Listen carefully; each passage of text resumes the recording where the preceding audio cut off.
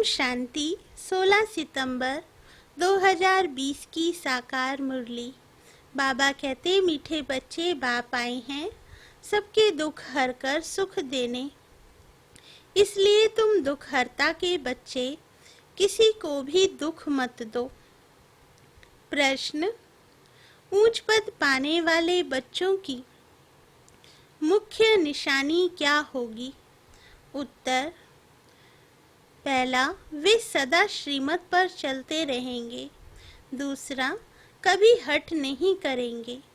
तीसरा, अपने को आपे ही राज तिलक देने के लिए पढ़ाई पढ़कर गैलप करेंगे। चौथा, अपने को कभी घाटा नहीं डालेंगे। पांचवा, सर्व प्रति रहमदिल और कल्याणकारी बनेंगे। उन्हें सर्विस का बहुत शौक होगा। छठा, कोई भी तुच्छ काम नहीं करेंगे, लड़ेंगे झगड़ेंगे नहीं। गीत तूने रात गवाई सो के। ओम शांति। बाबा कहते, रूहानी बच्चे रूहानी बाप के सामने बैठे हैं। अब इस भाषा को तुम बच्चे ही समझते हो और कोई नया समझ ना सके। हे रूहानी बच्चे, ऐसे कभी कोई कह ना सके, कहने आएगा ही नहीं। तुम जानते हो हम रूहानी बाप के सामने बैठे हैं, जिस बाप को यथार्थ रीति कोई भी जानते नहीं। भल अपने को भाई भाई भी समझते हैं। हम सब आत्माएं हैं, बाप एक है, परंतु यथार्थ रीति नहीं जानते। जब तक सन्मुख आकर समझे नहीं, तब तक समझे भी कैसे? तुम भी जब सन्मुख आते हो तब समझते हो। तुम हो ब्राह्मण ब्राह्मणियाँ, तुम्हारा सरनेम ही है ब्रह्मा वंशी ब्रह्मा कुमार कुमारियाँ। शिव की तो सब आत्माएं हैं। तुमको शिव कुमार व शिव कुमारी नहीं कहेंगे, यह अक्षर रॉन्ग हो जाता है। तुम कुमार हो तो कुमारी भी हो। शिव की सब आत्माएं हैं। कुमार कुमारी तब कहा जाता जब मनुष्य के बच्चे बनते हैं। शिव के बच्चे तो निराकारी आत्माएं हैं ही। मूल वतन में सब आत्माएं ही रहती हैं, जिनको सालीग्राम कहा जाता है। यहाँ आते हैं तो फिर कुमार और कुमारियाँ बनते हैं। जिस्मानी, वास्तव में तुम हो कुमार शिव बाबा के बच्चे। कुमार कुमारियाँ और कुमार तब बनते जब शरीर में आते हो। तुम बीके हो, इसलिए भाई बहन कहलाते हो। अभी इस समय तुमको नॉलेज मिली है। तुम जानते हो बाबा हमको पावन बनाकर ले जाएंगे।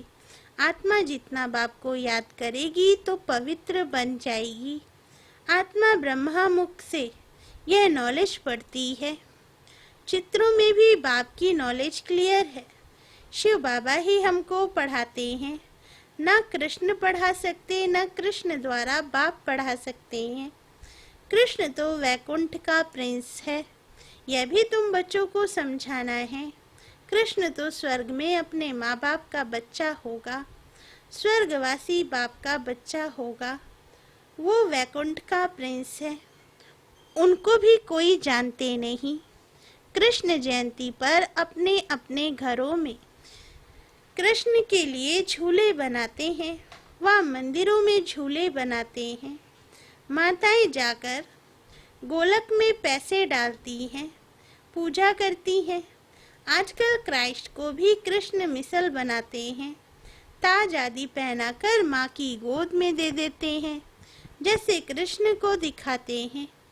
अब कृष्ण और क्राइस्ट राशि तो एक ही है, वो लोग कॉपी करते हैं। नहीं तो कृष्ण के जन्म और क्राइस्ट के जन्म में बहुत फर्क है। क्राइस्ट का जन्म कोई छोटे बच्चे के रूप में नहीं होता है। क्राइस्ट की आत्मा ने तो कोई में जाकर प्रवेश किया है, विष से पैदा हो न सके। आगे क्राइस्ट कभी छोटा बच्चा नहीं दिखाते थे, क्रॉस पर दिखाते थे। ये अभी दिखाते हैं। बच्चे जानते हैं धर्म स्थापक को कोई ऐसे मार न सके, तो किसको मारा? जिसमें प्रवेश किया, उनको दुख मिला। सतो प्रधान आत्मा को दुख कैसे मिल सकता? उसने क्या कर्म किए जो इतने दुख भोगे? आत्मा ही सतो प्रधान अवस्था में आती है। सबका हिसाब किताब चुकतू होता है। इस समय बाप सबको पावन बनाते हैं। वहां से सतो प्रधान आत्मा आकर दुख भोग न सके। आत्मा ही भोगती है ना। आत्मा शरीर में है तो दुख होता है। मुझे दर्द है, ये किसने कहा? इस शरीर में कोई रहने वाला है, वे कहते हैं परमात्मा अंदर है। तो ऐसे थोड़े ही कहेंगे हमको दुख है। सर्व में परमात्मा विराजमान है, तो परमात्मा कैसे दुख भोगेगा? यह आत्मा पुकारती है, हे परमपिता परमात्मा हमारे दुख हरो। पारलौकिक बाप को ही आत्मा पुकारती है।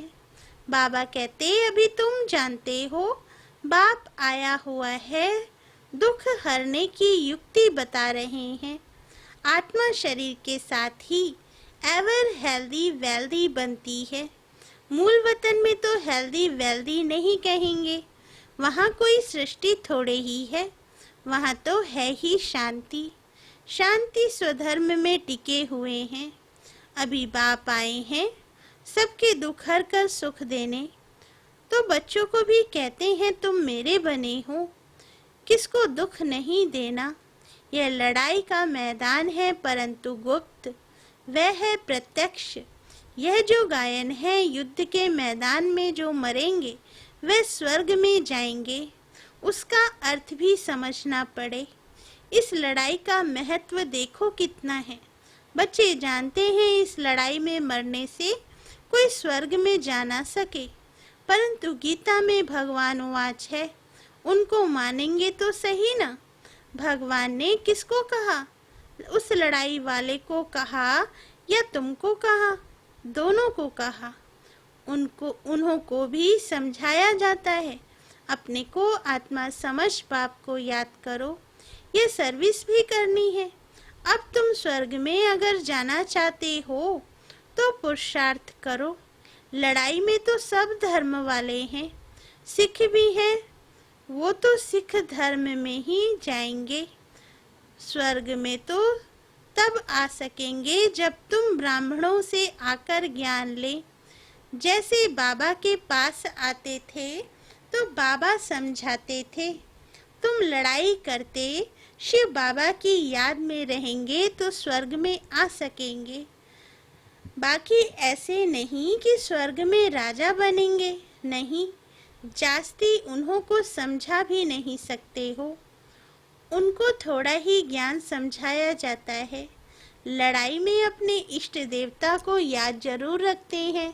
सिख होगा तो गुरु गोविंद की जय कहेंगे। ऐसा कोई नहीं जो अपने को आत्मा समझ परमात्मा को याद करे। बाकी हाँ, जो बाप का परिचय लेंगे तो स्वर्ग में जाएंगे। सबका बाप तो एक ही है, पतित पावन। वे पतितों को कहते हैं मुझे याद करने से तुम्हारे पाप कट जाएंगे, और मैं जो सुख धाम स्थापन करता हूँ उसमें तुम आ जाएंगे। लड़ाई में भी शिव बाबा को याद करेंगे तो स्वर्ग में आ जाएंगे। उस युद्ध के मैदान की बात और है, यहाँ और है। बाप कहते हैं ज्ञान का विनाश नहीं होता है। शिव बाबा के बच्चे तो सब हैं। अब शिव बाबा कहते हैं मामे कम याद करने से तुम मेरे पास आ जाएंगे, मुक्ति धाम।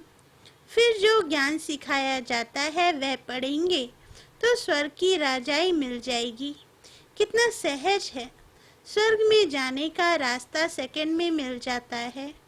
हम आत्मा बाप को याद करती हैं। लड़ाई के मैदान में तो खुशी से जाना है, कर्म तो करना ही है। देश के बचाव के लिए सब कुछ करना पड़ता है। वहाँ तो है ही एक धर्म, मतभेद की कोई बात नहीं। यहाँ कितना मतभेद है। पानी पर जमीन पर झगड़ा, पानी बंद कर देते हैं तो पत्थर मारने लग पड़ते हैं। एक दो को अनाज नहीं देते तो झगड़ा हो जाता है। बाबा कहते हैं, तुम बच्चे जानते हो, हम अपना स्वराज्य स्थापन कर रहे हैं, पढ़ाई से राज्य पाते हैं, नई दुनिया जरूर स्थापन होनी है। नींद है तो कितनी खुशी होनी चाहिए। कभी कोई भी चीज में लड़ने झगड़ने की कोई बात नहीं, रहना भी बहुत साधारण है। बाबा ने समझाया है, तुम ससुर घर जाते हो इसलिए अब वनवाह में हो। सभी आत्माएं जाएंगी, शरीर थोड़े ही जाएंगे। शरीर का अभिमान भी छोड़ देना है। हम आत्मा हैं, 84 जन्म अब पूरे हुए हैं। जो भी भारतवासी हो, बोलो भारत स्वर्ग था। अब तो कलयुग है। कलयुग में अनेक धर्म हैं। सतयुग में एक ही धर्म था। भारत फिर से स्वर्ग बनना है। समझते भी हैं भगवान आया हुआ है। आगे चल भविष्यवाणी भी करते रहेंगे। वायुमंडल देखेंगे ना। तो बाप बच्चों को समझाते हैं, बाप तो सभी का है ना, सबका हक है। बाप कहते हैं, मैं आया हूँ और सबको कहता हूँ, मामे कम याद करो तो तुम्हारे विक्रम विनाश होंगे। अभी तो मनुष्य समझते हैं कभी भी लड़ाई हो सकती है। यह तो कल भी हो सकती है। लड़ाई जोर भरने में देर थोड़े ही लगती है। परंतु तुम बच्चे समझते हो, अभी हमारी राजधानी स्थापन हुई नहीं है तो विनाश कैसे हो सकता है। अर्जुन बाप का पैगाम ही चारों तरफ कहाँ दिया है। पतित पावन बाप कहते हैं, मुझे याद करो तो विक्रम विनाश होंगे। यह पैगाम सबके कानों पर जाना चाहिए। भल लड़ाई लगे, बॉम्ब्स भी लग जाएं, परंतु तुमको निश्चय है कि हमारी राजधानी जरूर स्थापन होनी है। तब तक विनाश हो नहीं सकता। विश्व में शांति कहते हैं ना, विश्व में वार होगी तो विश्व को खत्म कर देंगे। बाबा कहते, यह है विश्वविद्यालय। सारे विश्व को तुम नॉलेज देते हो। एक ही बाप आकर सारे विश्व को पलटाते, परिवर्तन करते हैं। वो लोग तो कल्प की आयु ही लाखों वर्ष कह देते हैं। तुम जानते हो इनकी आयु पूरे 5000 वर्ष है। कहते हैं क्राइस्ट से 3000 वर्ष पहले हेवन था। इस्लामी, बौद्धी आदि सबका हिसाब किताब निकालते हैं। उनसे पहले दूसरे कोई का नाम है नहीं। तुम अंगे अक्षर बता सकते हो तो तुमको कितना नशा रहना चाहिए। झगड़े आदि की बात ही नहीं। झगड़ते वे हैं जो निधन के होते हैं। बाबा कहते, तुम अभी जो पुरुषार्थ करेंगे 21 जन्म के लिए प्रारब्ध बन जाएगी। लड़ेंगे झगड़ेंगे तो ऊंच पद भी नहीं मिलेगा, सजाएं भी खानी पड़ेंगी। कोई भी बात है, कुछ भी चाहिए तो बाप के पास जाओ। गवर्नमेंट भी कहती है ना, तुम फैसला अपने हाथ में नहीं उठाओ। कोई कहते हैं हमको विलायत का बूट चाहिए। बाबा कहेंगे, बच्चे अभी तो वनवा में हो, वहाँ तुमको बहुत माल मिलेंगे। बाप तो राइट ही समझाएंगे ना कि ये बात ठीक नहीं है। यहाँ तुम ये आश क्यों रखते हो। यहाँ तो बहुत सिंपल रहना है, नहीं तो देह अभिमान आ जाता है। इसमें अपनी नहीं चलानी होती है। बाबा जो कहे बीमारी आदि है, डॉक्टर आदि को भी बुलाते हैं। दवाई आदि से संभाल भी तो सबकी होती है। फिर भी हर बात में बाप बैठा है। श्रीमत तो श्रीमत है ना, निश्चय में विजय है। वो तो सब कुछ समझते हैं ना। बाप की राय पर चलने में ही कल्याण है। अपना भी कल्याण करना है। कोई को वर्थ पाउंड बना नहीं सकते हैं तो वर्थ नॉट ए पेनी ठहरे ना। पाउंड बनने लायक नहीं। यहाँ वैल्यू नहीं तो वहाँ भी वैल्यू नहीं रहेगी। सर्विसेबल बच्चों को सर्विस का कितना शौक रहता है, चक्र लगाते रहते हैं। सर्विस नहीं करते तो उनको रहमदिल कल्याणकारी कुछ भी नहीं कहेंगे। बाबा को याद नहीं करते तो तुच्छ काम करते रहेंगे, पद भी तुच्छ पाएंगे। ऐसे नहीं, हमारा तो शिव बाबा से योग है, यह तो है ही बीके। शिव बाबा ब्रह्मा द्वारा ही ज्ञान दे सकते हैं। सिर्फ शिव बाबा को याद करेंगे तो मुरली कैसे सुनेंगे? फिर नतीजा क्या होगा? पढ़ेंगे नहीं तो क्या पद पाएंगे? यह भी जानते हैं सबकी तकदीर ऊंच नहीं बनती है, वहाँ भी तो नंबरवार पद होंगे। पवित्र तो सबको होना है। आत्मा पवित्र बनने बगैर शांति धाम में जा नहीं सकती। बाबा कहते, बाप समझाते हैं, तुम सबको ये ज्ञान सुनाते चलो। कोई भल अभी नहीं भी सुनते हैं, आगे चलकर जरूर सुनेंगे। अभी कितने भी विघ्न तूफान जोर से आए, तुम्हें डरना नहीं है, क्योंकि नए धर्म की स्थापना होती है ना। तुम गुप्त राजधानी स्थापन कर रहे हो। बाबा सर्विसेबल बच्चों को देखकर खुश होते हैं। तुम्हें अपने को आपे ही राजतिलक देना है, श्रीमत पर चलना है, इसमें अपना हट चल ना सके। मुफ्त अपने को घाटे में नहीं डालना चाहिए। बाप कहते हैं, बच्चे सर्विसेबल और कल्याणकारी बनो। स्टूडेंट को टीचर कहेंगे ना, पढ़कर गैलप करो। तुमको 21 जन्मों के लिए स्वर्ग की स्कॉलरशिप मिलती है। डायनेस्टी में जाना यही बड़ी स्कॉलरशिप है। अच्छा, मीठे मीठे सिकील दे बच्चों प्रति माता पिता बाप दादा का याद प्यार और गुड मॉर्निंग। रूहानी बाप की रूहानी बच्चों को नमस्ते। धारणा के लिए मुख्य सार। फर्स्ट पॉइंट, संगम पर बहुत सिंपल साधारण रहना है, क्योंकि यह वनवा में रहने का समय है। यहाँ कोई भी आश नहीं रखनी है। कभी अपने हाथ में लौ नहीं लेना है। लड़ना झगड़ना नहीं है।